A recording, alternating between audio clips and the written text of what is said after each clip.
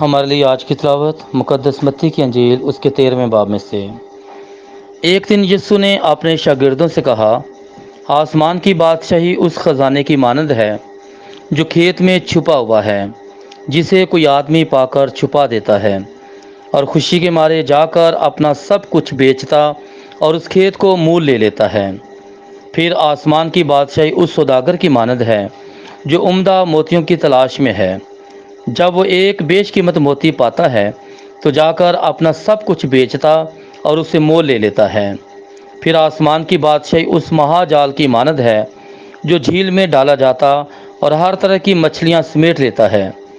جب وہ بھر گیا تو اسے کھینچ لاتے ہیں اور کنارے پر بیٹھ کر اچھی اچھی برتنوں میں جمع کر لیتے ہیں، اور جو کام کی نہ ہو پھینک دیتے ہیں۔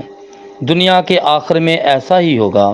فرشتے نکلیں گے اور راست بازوں کے درمیان سے بد کرداروں کو جدا کریں گے اور انہیں آگ کی بھٹی میں ڈال دیں گے۔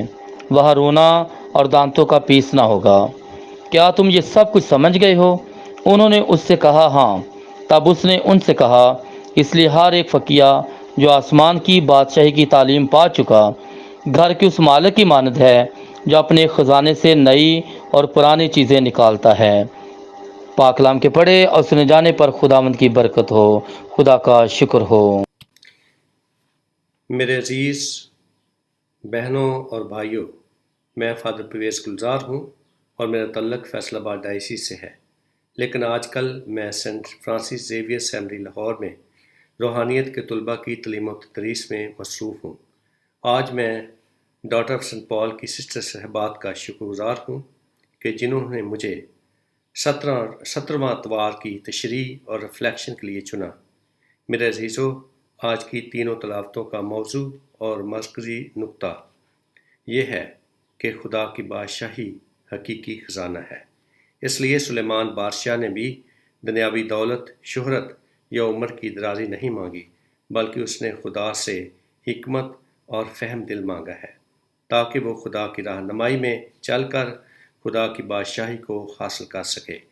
میرے عزیزو، کلام مقدس میں لکھا ہے کہ خدا کا خوف حکمت کا شروع ہے، اور وہ لوگ جو خدا کی دی ہوئی حکمت کا صحیح استعمال کرتے ہیں وہ دنیا کی ہر چیز حاصل کر سکتے ہیں۔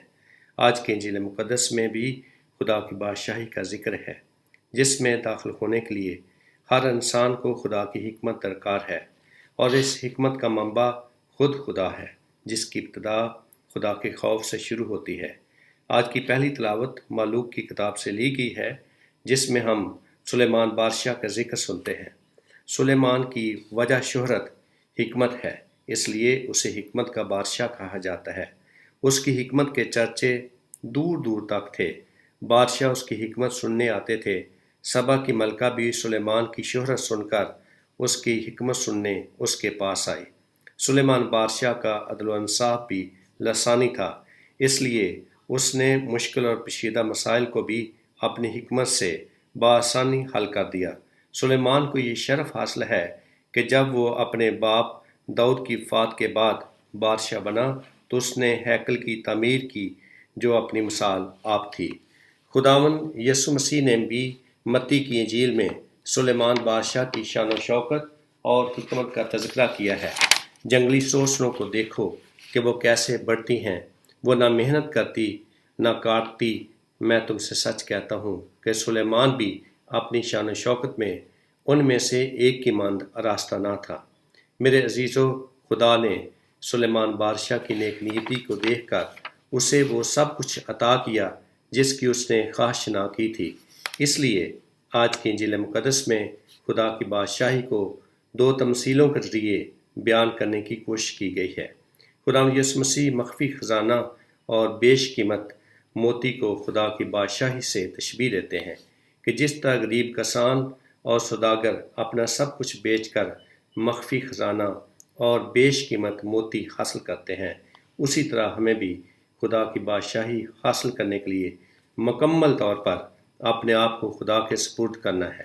ہمیں بھی خدا کی بادشاہی کو بیش قیمت موتی سمجھنا چاہیے اور اس کو حاصل کرنے کے لیے کسی بھی قربانی سے گریز نہیں کرنا چاہیے۔